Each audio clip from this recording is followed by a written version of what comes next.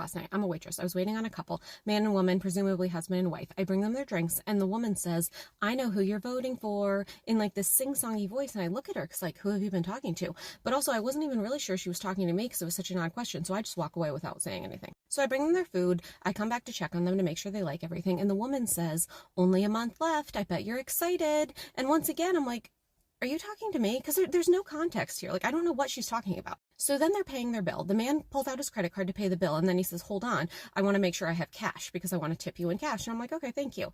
And the woman says, only a month left until you don't have to pay taxes on tips anymore. And I'm like, okay, now I get what's going on here. So I kind of shrug it off and I'm like, oh, well, to be honest, if Donald Trump wins, I have no confidence that he would ever influence Congress to introduce a bill to eliminate taxes on tips.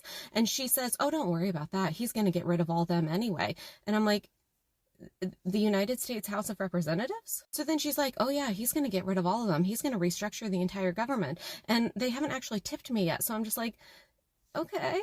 So then she starts to look annoyed with me and she says, you act like you want to pay taxes. And I'm like, I don't mind paying taxes as long as they're equitable and fairly proportionate to my income and, I actually get something out of them. And I find it really odd to think that I would be coming into work, walking past the kitchen, walking past the chefs, the dishwashers, and they pay taxes and I don't. Like, how do you justify that? And then she says, don't question it. Do not question him.